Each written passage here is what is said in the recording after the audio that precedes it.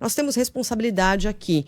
E é claro que a gente vai apurar até o fim, que a gente vai seguir essas investigações até o fim. Temos total interesse que a justiça seja feita, mas com responsabilidade, acompanhando o trabalho da polícia. A polícia está muito empenhada, inclusive, para que esse trabalho seja rapidamente concluído. Agora, ontem eu fiquei muito pensativa em relação a esse assunto, até para compreender o tamanho da mobilização social que é em torno do Orelha, e tem de haver mesmo essa mobilização social, porque foi um crime cruel, foi um crime brutal, perverso, de adolescentes que se divertiram fazendo isso e, aparentemente, mais de uma vez, porque há suspeita de envolvimento deles num outro caso, de tentativa de afogamento de um outro cachorro. Mas é um assunto que nos dói, e particularmente nós três aqui, somos três cachorreiros, né, gente? A gente ama os animais, ama os cachorros.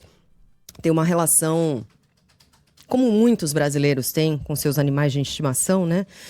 Esse é um assunto que nos atravessa, assim, com muita dor, né? Que nos atinge, nos choca, nos revolta, principalmente. Mas fiquei pensando por que mexe tanto com a gente e tem de mexer. Porque eu acho que revela também o nosso pior lado, que é aquela nossa vontade, o desejo de vingança que a gente precisa conter. Porque, do contrário, a gente está falando de barbárie. A gente vive em sociedade, né? A barbárie é o contrário do que a gente vive do ordenamento, do convívio social. Agora, também porque mina um pouco da nossa esperança na humanidade. Acho que tem a ver com isso. Quando eu olho para os meus sobrinhos e vejo surgindo aí uma parte de uma geração que ama os animais, eu vejo os meus sobrinhos brincando com animais, respeitando animais, crescendo sem preconceito, sem racismo, eu tenho esperança na humanidade, numa geração melhor. Mas quando a gente vê adolescentes capazes dessa brutalidade, a gente perde um pouco dessa esperança na humanidade. A gente fica sem entender, né, como é capaz de cometer um crime como esse. Os adolescentes, e como são capazes pais de protegerem os seus filhos que cometeram uma barbaridade como essa, né? E coagiram, porque há essa acusação de coação em relação a testemunhas, entre elas o porteiro, que poderiam ajudar no trabalho de investigação da polícia. Há informação agora de que eles estão com medo. E devem estar mesmo. O Orelha também teve muito, muito medo.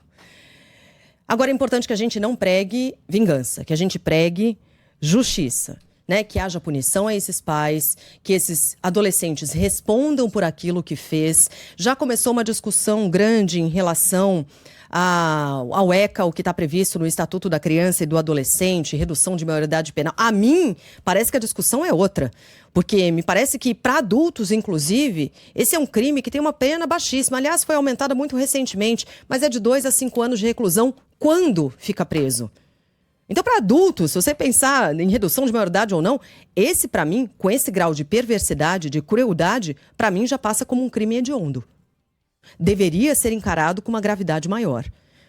E também, no caso de menores de idade, caberia uma discussão sobre diferenciação daquilo que está previsto nas medidas socioeducativas aplicadas para diferenciar, eventualmente, um crime cometido com essa brutalidade de um simples furto de carteira. Será que essa não é também uma discussão pertinente?